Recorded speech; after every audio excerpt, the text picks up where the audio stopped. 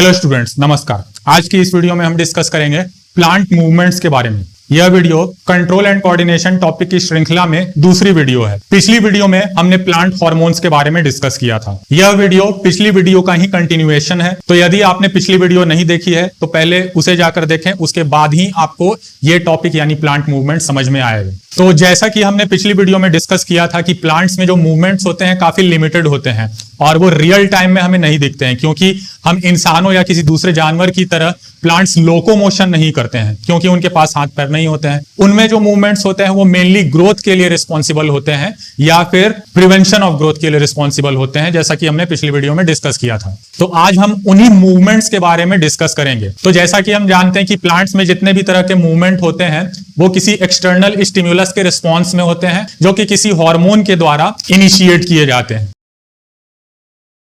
Plants में सभी तरह के मूवमेंट्स को मेनली 2 कैटेगरीज में क्लासिफाई किया जा सकता है, जो कि है ट्रॉपिक मूवमेंट्स या जिन्हें ट्रॉपिज्म भी कहा जाता है, and the second one is nastic movement, जिन्हें नेस्टिस भी कहा जाता है। ये दोनों तरह के मूवमेंट्स किसी एक्सटर्नल स्टिमुलस के रिस्पॉन्स में ही होते हैं, लेकिन इनमें एक बेसिक डिफरेंस होता है, और वो बेसिक डिफरेंस ये है कि जो ट्रॉपिक मूवमेंट्स होते हैं वो एक्सटर्नल स्टिमुलस के डायरेक्शन पर डिपेंडेंट होते हैं। मींस स्टिमुलस जिस डायरेक्शन में होगा उसी डायरेक्शन में या उसके अपोजिट डायरेक्शन में ये मूवमेंट भी होगा। लेकिन नेस्टिक मूवमेंट्स जो होते हैं वो एक्सटर्नल स्टिमुलस पे डिपेंडेंट नहीं होते। मींस ये इस तरह के मूवमेंट्स होते हैं जिनका स्टिमुलस के डायरेक्शन से कोई लेना देना नहीं होता, यानी स्टिमुलस का डायरेक्शन कुछ भी हो, ये मूवमेंट्स रैंडमली किसी भी डायरेक्शन में हो सकते हैं। अब इन दोनों टाइप्स के मूवमेंट्स को भी फर्दर और सब कैटेगरीज में क्लासिफाई किया गया है। ट्रॉपिक मूवमेंट्स को 5 सब कैटेगरीज में क्लासिफाई किया गया है, जिनमें पहला है phototropism, second one is geotropism, third one is chemotropism, fourth one is hydrotropism, and the fifth and the last one is thigmotropism. उसी तरह से नेस्टिक मूवमेंट्स यानी नेस्टिस को मेनली 2 टाइप्स में क्लासिफाई किया गया है, जो कि है थिग्मोनेस्टी एंड फोटोनेस्टी। आइए अब इन सभी तरह के मूवमेंट्स को बारी बारी से डिटेल में डिस्कस करते हैं। अब जैसे हमने डिस्कस किया कि जितने भी तरह के ट्रॉपिक मूवमेंट्स होते हैं उनका डायरेक्शन स्टिमुलस के डायरेक्शन पर डिपेंडेंट होता है, या तो same as the direction of stimulus या तो opposite to the direction of stimulus. तो यदि कोई ट्रॉपिक मूवमेंट किसी एक्सटर्नल स्टिमुलस के ही डायरेक्शन में होगा तो हम उसे कहेंगे पॉजिटिव ट्रॉपिज्म, और जब कोई ट्रॉपिक मूवमेंट किसी एक्सटर्नल स्टिमुलस के ऑपोजिट डायरेक्शन में होगा तो हम उसे कहेंगे निगेटिव ट्रॉपिज्म।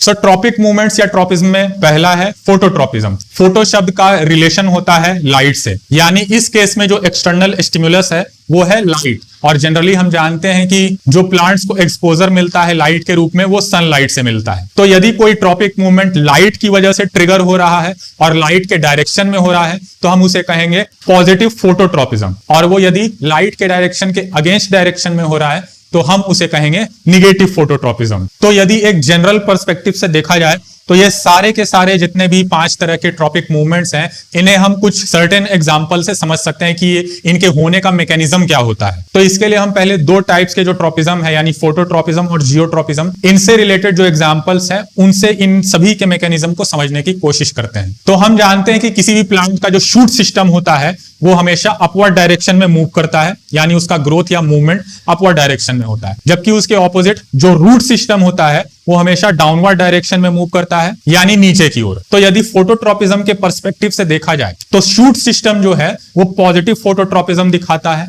जबकि रूट सिस्टम जो है वो निगेटिव फोटोट्रॉपिज्म दिखाता है। अब ये दोनों तरह के मूवमेंट्स कैसे पॉसिबल हो पाते हैं, आइए इसे समझते हैं। जनरली किसी भी प्लांट के स्टेम या रूट के टिप्स पर ऑक्सिन हार्मोन्स मौजूद होते हैं, और ट्रॉपिक मूवमेंट ना होने के समय वो पूरे के पूरे बल्क में यानी पूरे स्टेम में या फिर पूरे रूट में रैंडमली स्प्रेड होते हैं चारों तरफ बराबर मात्रा में। अब मान लेते हैं यदि किसी प्लांट को हमने किसी एक बंद कमरे में रख दिया जहां पे लाइट केवल एक खिड़की से या किसी एक दरवाजे से आ रही है, मतलब लाइट का सोर्स किसी एक पर्टिकुलर डायरेक्शन से ही आ रहा है, तो उस केस में प्लांट को यह रिक्वायरमेंट होगी कि वो ज्यादा से ज्यादा सनलाइट से एक्सपोज रहे। इसके लिए उसे जिस डायरेक्शन से लाइट आ रही है उसी डायरेक्शन में झुकना पड़ेगा, या ज्यादा से ज्यादा अपना जो पूरा सरफेस एरिया है उसे उस डायरेक्शन में एक्सपोज करना पड़ेगा। तो होता यह है कि ऑक्सिन हार्मोन जो कि एक ग्रोथ हार्मोन है, वो सनलाइट जिधर से आ रहा है जस्ट उसके ऑपोजिट डायरेक्शन में प्लांट के अंदर इकट्ठा होना शुरू हो जाता है। स्टार्टिंग में तो वो रैंडमली सारे जगह पर स्प्रेड होता है चारों ओर बराबर मात्रा में, लेकिन जब किसी एक पर्टिकुलर डायरेक्शन से लाइट आ रहा है तो जिस साइड से लाइट आ रहा है उसके ऑपोजिट डायरेक्शन में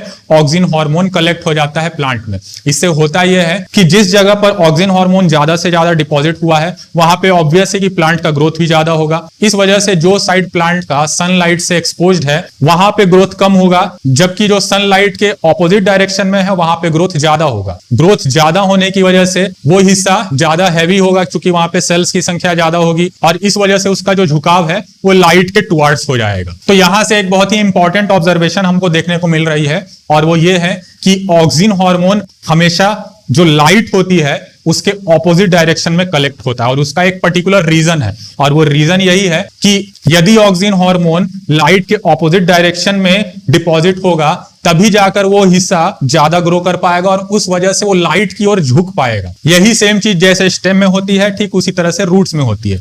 रूट्स को नीचे की ओर ग्रो करना होता है जनरली, यानी वो निगेटिव फोटोट्रोपिज्म दिखाते हैं। अब हम जानते हैं कि ऑक्सिन हार्मोन हमेशा लाइट से दूर यानी उसके ऑपोजिट डायरेक्शन में कलेक्ट होगा।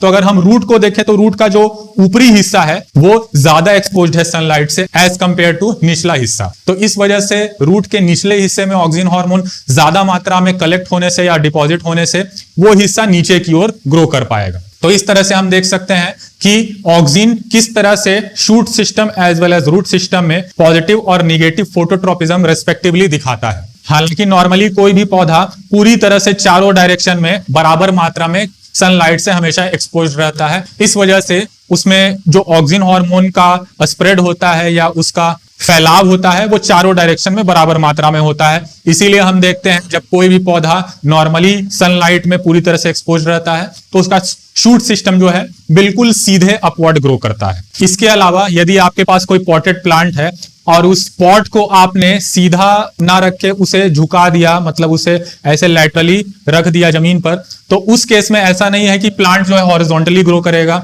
उसका शूट सिस्टम और उसका root system horizontally opposite direction में ग्रो करेंगे, ऐसा नहीं है। इस केस में भी क्या होगा कि चूंकि सनलाइट ऊपर से आ रही है तो इसीलिए पॉजिटिव फोटोट्रोपिज्म अगेन शो करते हुए जो शूट सिस्टम है वो अपवर्ड डायरेक्शन में अपने आप उगना शुरू हो जाएगा और निगेटिव फोटोट्रोपिज्म शो करते हुए जो रूट सिस्टम है वो डाउनवर्ड डायरेक्शन में जाना शुरू हो जाएगा। तो आप प्लांट को किसी भी तरह से ओरिएंट करके रख दीजिए, यदि वो सनलाइट में एक्सपोज्ड है तो जो शूट सिस्टम है वो हमेशा पॉजिटिव फोटोट्रोपिज्म शो करेगा जो कि अपवर्ड डायरेक्शन में होगा, और जो रूट सिस्टम है वो हमेशा निगेटिव फोटोट्रोपिज्म शो करेगा जो कि डाउनवर्ड डायरेक्शन में होगा।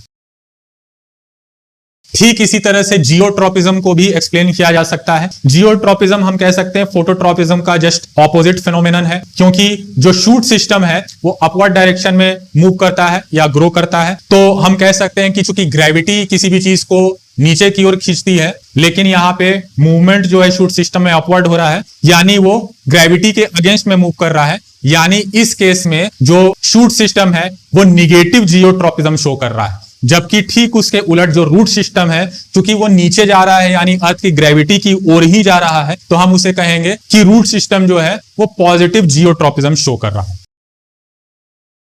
Next one is chemotropism. Chemotropism में जो कीमो वाला पार्ट है उसका मतलब होता है कोई केमिकल, यानी इस केस में पूरा ओवरऑल प्लांट या प्लांट का कोई एक पर्टिकुलर हिस्सा किसी पर्टिकुलर केमिकल के प्रति रिस्पॉन्स दिखाते हुए ग्रो करता है या मूवमेंट शो करता है। कीमोट्रोपिज्म को भी एक बहुत अच्छे एग्जाम्पल की मदद से हम समझ सकते हैं, जो कि है पॉलिनेशन का प्रोसेस। पॉलिनेशन के प्रोसेस के दौरान हम सभी जानते हैं कि जो पॉलन ग्रेन्स होते हैं किसी भी प्लांट के फ्लावर के मेल पार्ट में, वो ट्रांसफर होते हैं to the stigma which is the female part of the flower. अब इन पॉलन ग्रेन्स में मौजूद जो मेल गैमेट है उसे ओवरी में मौजूद जो फीमेल गैमेट है यानी ओव्यूल वहां तक पहुंचाना होता है। तो ये खुद ब खुद डायरेक्ट मूव करके वहां पर नहीं पहुंच सकता है। तो इसके लिए जो ओव्यूल होता है या ओवरी वाला हिस्सा होता है या जो ओवरऑल पूरा फीमेल पार्ट होता है फ्लावर का, वो एक शुगर को सिक्रीट करता है। तो ये शुगर जो है यहाँ पे एक केमिकल स्टिमुलस की तरह बिहेव करता है। तो इस शुगरी सबस्टांस के प्रति पॉजिटिव कीमोट्रोपिज्म शो करते हुए जो पॉलन ग्रेन्स हैं वो एक पॉलन ट्यूब के फॉर्म होने के बाद उसके थ्रू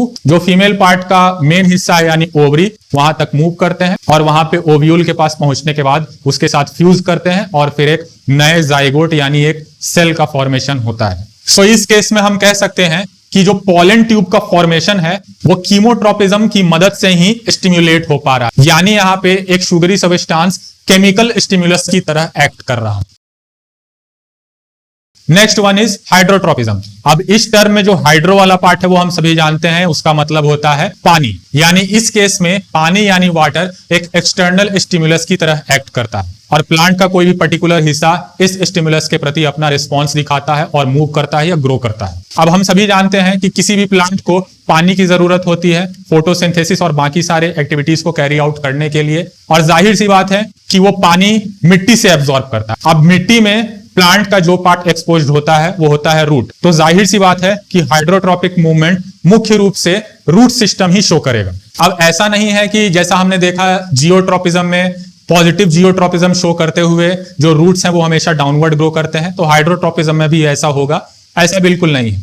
जहां पर भी पानी अवेलेबल होगा मिट्टी में वहां पर ये रूट्स जो है वो ग्रो कर सकते हैं, यानी वो नीचे डाउनवर्ड भी ग्रो कर सकते हैं अगर वहां पानी मिल रहा है, साइडवेज भी ग्रो कर सकते हैं अगर वहां पानी मिल रहा है, इवन अपवर्ड डायरेक्शन में भी मूव कर सकते हैं। जैसे मान लेते हैं अगर रूट पूरा का पूरा बहुत ज्यादा गहराई में है लेकिन वहां पे पानी की अवेलेबिलिटी बहुत कम हो गई है, मतलब नीचे का हिस्सा सूखा हुआ है जबकि ऊपर का हिस्सा जो है वहां पे पानी ज्यादा है, वो ज्यादा वेट है, तो इस केस में जो रूट्स होंगे वो अब नीचे से ऊपर यानी अपवर्ड डायरेक्शन में ग्रो करना शुरू कर देंगे। तो किसी भी केस में हम देख सकते हैं कि रूट्स जो है वो पॉजिटिव हाइड्रोट्रोपिज्म शो करते हैं, यानी वो हमेशा पानी के टुवार्ड्स ग्रो करते हैं या मूव करते हैं। The fifth and last type of tropic movement is thigmotropism. Thigmotropism में जो थिग्मो वाला पार्ट होता है उसका मतलब होता है टच और सेंस, यानी इस केस में टच एक एक्सटर्नल स्टिमुलस की तरह बिहेव कर रहा है। लेकिन जब भी प्लांट्स में टच की बात आती है तो वहां पे कुछ खास तरह के पौधों का हमें जो है ख्याल आता है, जैसे छुई मुई यानी टच मी नॉट या मिमोसा प्लांट जो होता है उसका, जिसमें उसको छूने पर वो जो है एक एक्सटर्नल स्टिमुलस के प्रति रिस्पॉन्स दिखाते हुए सिकुड़ जाते हैं। लेकिन ये थिग्मोट्रोपिक मूवमेंट जो है वो टच मी नॉट प्लांट वाले रिस्पॉन्स से बिल्कुल अलग है। यहाँ पे जो टच है वो नेचुरल होता है, वो किसी मैन मेड या आर्टिफिशियल या किसी दूसरे जीव जंतु के द्वारा ट्रिगर नहीं किया जाता है, वहां पे ये नेसेसरी होता है उनके ग्रोथ के लिए। ये मूवमेंट कुछ खास टाइप्स के प्लांट्स में ही देखने को मिलता है जो कि होते हैं क्लाइंबर्स एंड क्रीपर्स। तो हम जानते हैं कि क्लाइंबर्स जो होते हैं उन्हें ग्रो करने के लिए कोई एक सपोर्ट की जरूरत होती है। वो सपोर्ट कोई दीवार हो सकती है या कोई दूसरा पेड़ का तना या कोई भी पार्ट उसका जो है या जैसे ब्रांच वगैरह वो हो सकता है। उसी तरह से जो क्रीपर्स होते हैं वो जमीन पर ही चारों तरफ फैलते हैं। इन दोनों केसेस में हम एक चीज देखेंगे वो ये है कि इन्हें ग्रो करने के लिए जो सपोर्ट की जरूरत होती है वो सपोर्ट ये कुछ खास तरह के फिलामेंट लाइक स्ट्रक्चर्स अपने ऊपर ग्रो करते हैं जिनके जरिए वो उस सपोर्ट पर ग्रिप बनाते हैं और उस ग्रिप के जरिए ही वो अपवर्ड सपोर्ट लेके ग्रो करते हैं। तो ऐसे पतले फिलामेंट लाइक स्ट्रक्चर्स जो होते हैं क्लाइंबर्स और क्रीपर्स में उन्हें टेंड्रिल्स कहा जाता है। सो थिग्मोट्रोपिज्म के केस में हम देख सकते हैं कि किस तरह से जो क्लाइंबर्स पौधे होते हैं वो दीवार या किसी बड़े ट्री या उसके ब्रांच या किसी भी दूसरे ऐसे सपोर्ट को टच करके उसे सेंस करके अपने टेंड्रिल्स उस पर ग्रो करते हैं, जिसके ग्रिप बनाने के वजह से वो सहारा लेकर उसका सपोर्ट लेकर ऊपर की ओर ग्रो कर पाते हैं। अब आइए डिस्कस करते हैं नेस्टिक मूवमेंट्स को। तो जैसे हमने वीडियो के स्टार्टिंग में ही डिस्कस किया था कि नेस्टिक मूवमेंट वैसे मूवमेंट्स को बोलते हैं जिनमें मूवमेंट या ग्रोथ के रूप में जो रिस्पॉन्स होता है उसका डायरेक्शन स्टिमुलस के डायरेक्शन पर डिपेंडेंट नहीं होता है। तो जैसा कि हम ये भी जानते हैं कि ये दो तरह के होते हैं, तो आइए इन दोनों को बारी बारी से डिस्कस करते हैं। पहला thigmonasty and the second one is photonasty. नाम से ही पता चल रहा है कि हमने ऑलरेडी जो ट्रॉपिक मूवमेंट्स डिस्कस किया है कुछ उसी तरह का सिमिलर नाम इनका भी है। तो यहां पे थिग्मोनेस्टी है।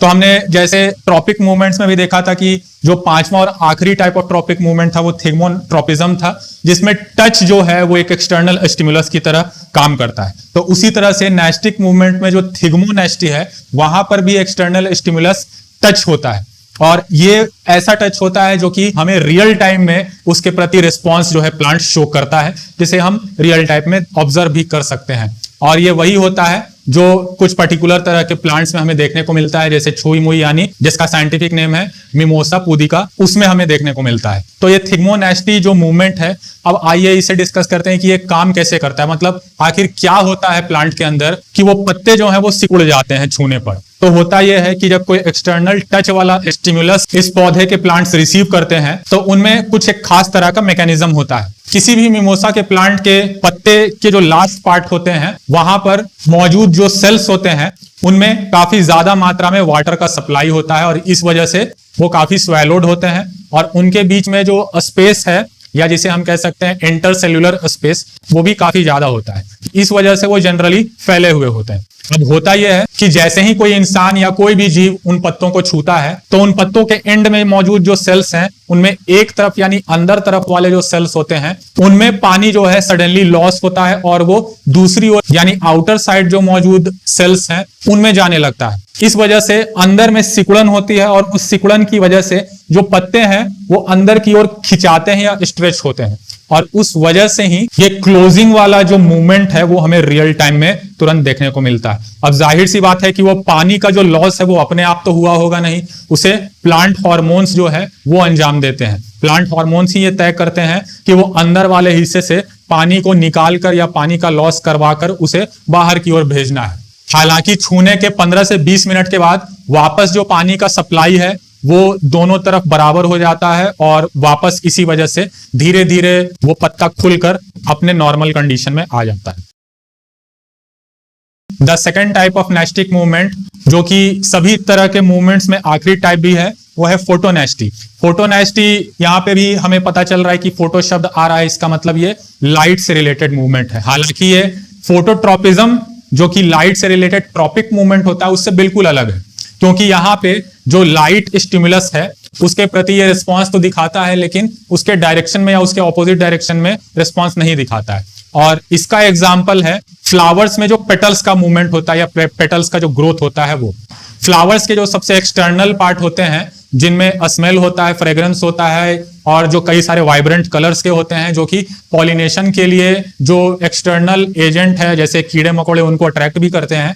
इन्हें हम देखते हैं कि ये रैंडमली किसी भी डायरेक्शन में ग्रो कर सकते हैं। अलग अलग प्रजाति के जो पौधे होते हैं उनमें अलग अलग प्रकार के फूल होते हैं और वो अलग अलग तरह से ग्रो करते हैं। कोई चारों तरफ भी फैलते हैं, कोई अपवर्ड डायरेक्शन में भी फैलता है, कोई अपवर्ड डायरेक्शन में फैलने के बाद नीचे भी गिर जाता है। तो कई तरह के इस तरह के हम मूवमेंट देख सकते हैं। लेकिन कोई भी पौधे का जो फूल होता है वो तभी खिलता है जब धूप उगता है। लेकिन जिधर से धूप आ रहा है जरूरी नहीं है कि धूप के ही डायरेक्शन में यानी अपवर्ड डायरेक्शन में ही फूल का ग्रोथ भी हो। तो इसी वजह से हम कह सकते हैं कि ये मूवमेंट जो है ये लाइट की वजह से तो हो ही रहा है। मतलब लाइट यहाँ पे एक्सटर्नल स्टिमुलस की तरह काम तो कर ही रहा है, लेकिन लाइट की ओर या लाइट के अपोजिट डायरेक्शन में ये मूवमेंट नहीं हो रहा है, बल्कि ये रैंडमली किसी भी डायरेक्शन में हो सकता है। वो अपवर्ड भी हो सकता है, साइडवेज भी हो सकता है, डाउनवर्ड भी हो सकता है। वो डिपेंड करता है कौन प्रजाति का पौधा है और उसका फूल है। और ठीक उसी तरह से हम ये भी देखते हैं कि जब शाम होती है और सूरज ढल जाता है उसके बाद ये पौधे के जो फ्लावर्स हैं वो सिकुड़ जाते हैं और फिर वापस अगले दिन वही साइकिल रिपीट करता है। मतलब धूप के उगने के बाद सुबह में वापस ये फूल खिल जाते हैं और फिर से शाम में वो सिकुड़ जाते हैं। लेकिन वो जरूरी नहीं है कि उस स्टिमुलस यानी लाइट के टुवार्ड्स या उसके ऑपोजिट डायरेक्शन में यानी एक पर्टिकुलर डायरेक्शन में ही मूवमेंट शो करें, ऐसा जरूरी नहीं है। सो स्टूडेंट्स, ये था प्लांट्स में सभी तरह के मूवमेंट्स का एक कॉम्प्रिहेंसिव वीडियो। उम्मीद है आपका प्लांट मूवमेंट्स का कंसेप्ट जो है वो पूरी तरह से क्लियर हो गया होगा और इससे रिलेटेड आपके जितने भी डाउट्स होंगे वो भी क्लियर हो गए होंगे। लेकिन यदि आपका अभी भी कोई डाउट रह गया है तो मुझे नीचे कमेंट सेक्शन में जरूर बताएं। यदि आप किसी दूसरे क्लास के छात्र हो और उससे रिलेटेड भी यदि कोई वीडियो आप चाहते हैं किसी टॉपिक पर तो मुझे वो भी आप नीचे कमेंट सेक्शन में जरूर बता सकते हैं। सो कंट्रोल एंड कोऑर्डिनेशन में जो प्लांट्स वाला हिस्सा है वो अब कंप्लीट हो चुका है। अगली वीडियो में हम control and coordination in animals को स्टार्ट करेंगे और साथ में ह्यूमंस में किस तरह से पूरा का पूरा नर्वस सिस्टम वर्क करता है उसके बारे में भी जानेंगे। तब तक के लिए धन्यवाद।